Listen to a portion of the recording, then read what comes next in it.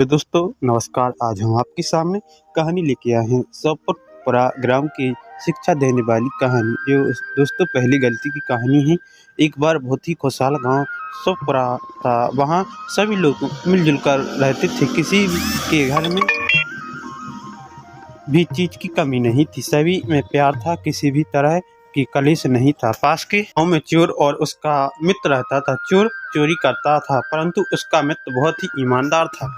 वह जानता था कि उसके मित्र चोर है पर बेरोजगार होने के कारण वह स्वयं उस पर निर्भर था। इसके वजह से वह किसी के सामने एहराज जाहिर नहीं करता था। इसका जीवन आनंद पूर्वक बीत रहा था। वही चोर एक ईमानदार मित्र के साथ होने के कारण सभी संदेह का पात्र नहीं बना। इसका लाभ मिलने से वह चोर अपने मित्र को कभी भी बोझ नहीं समझता था। एक दिन उस चोर को सौपुर गांव के बारे में पता चलता है तो वह उस गांव को में चोरी करने की योजना बनाने लगता है। रात को वह उस गांव में गया और चोरी करके वापस आ गया तो चोरी में उसे इतना सामान मिला कि जितना उसने आज तक देखा भी नहीं था। पर अभी भी उसे लग रहा था कि वह और सामान ले सकता था।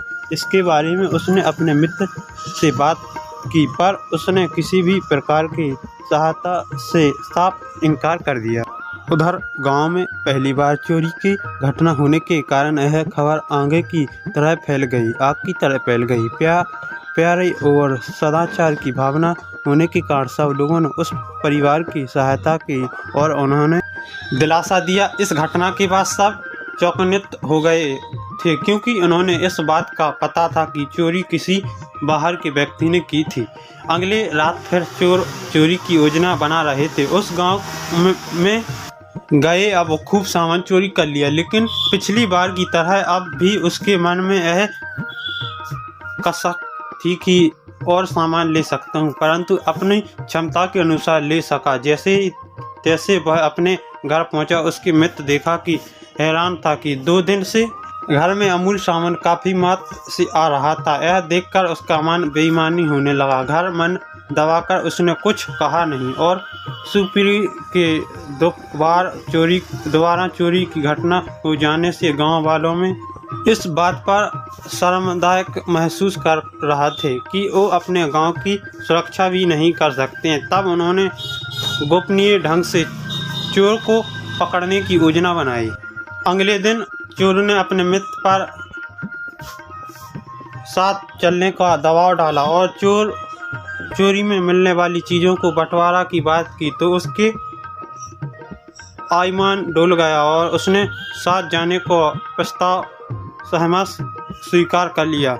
जैसे ही संध्या हुई तो दोनों घर से निकले। उस चोरी ने अपने मित्र को चोरी के कुछ गुण बताए ताकि वह कोई गलती ना करे। जब दोनों से पूरा पहुंचे तो गांव वालों ने छिप कर उन पर नजर आराम कर दिया। थोड़ी ही देर जाते ही चोर को इस बात का आभास हो गया कि उनके पीछे किया जा रहा है, पर उसके मित्र को इसके बारे में ना पता था। वह तो बहुत डरा हुआ घबराया हुआ था। एक घर के पास पहुंचकर चोर ने अपने मित्र को दीवार फांदने को कहा तो जैसे ही वह दीवार फांदने का घर से घुसा कर चालाकी दिखाता है तो गांव वालों की चमक देखकर गांव से बाहर निकल के आए और रात अपने सारे सामान समेटकर अपने गांव छोड़कर चले गए। यह सेपुरी में उसके मित्र घर में तो घुस गया था, पर जब उसने देखा कि उसके मित्र कुछ देर तक नहीं तो उसके पसीने छूटने लगे। वह थोड़े आगे बढ़ा तो उसके पैर पर एक बाल्टी से टकरा गया और बाल्टी गिरने के कारण शांत अंधेरे में बहुत तेजी आवाज हुई और आवाज सुनते ही सारे गांव वाले उस घर के बाहर आ गया और उसको पकड़ लिया। वह घबराया हुआ बोल रहा था कि उसने कुछ नहीं किया है और माफ़ी मांगने लगा, पर गांव वालों ने उसे माफ़ नहीं किया और पहले हुए 2 चोरियों के इल्जाम भी उस पर डाल दिया गया। पूछताछ कर रहे उसने अपने चोर मित्र के बारे में बताया। उसको ढूंढने की कोशिश की गई पर बहुत सातर होने के कारण वह हाथ नहीं आया और पहले बार चोरी करने आया तो उसने इंसानों को वह सजा भी काटनी पड़ी जो जुर्माना उसने किया था। वह बार बार कहे रहा था कि मैंने आज तक ऐसे काम नहीं किए, आज पहली बार मैंने ऐसा करने की कोशिश की, कृपया मुझे माफ़ कर दीजिए। पर किसी ने उसकी बात नहीं सुनी और उसे उपरोक्त सजा दी गई।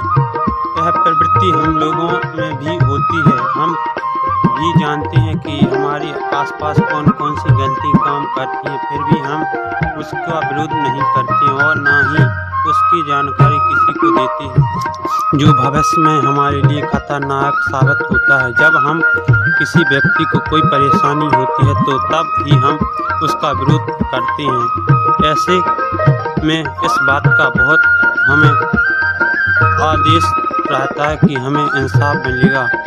कई बार तो उसकी नतीजा यह होता है कि हमारी मन भी ऐसा गलत कार्यों की तरफ आकर्षित होने लगता है और हम लालचमय भय काम करने का प्रयास करते हैं। पकड़े जाने पर क्षमा याचना करते हैं, पर गलत कार्य हमेशा गलत ही होता है और सबसे बड़ी गलती पहली गलती होती है। पहली गलती बाद में इंसान गलतियों करने की आदत बनती है। इसलिए हमें दूसरों की गलतियों से सीख लेना चाहिए और हमेशा खुद सत्य की ओर प्रतीत करना चाहिए और प्रयास करना चाहिए कि हमें अपने जीवन में ऐसा कोई पहला गलती ना करें जो भविष्य में हमें अंधकार में की ओर ढकेल दे।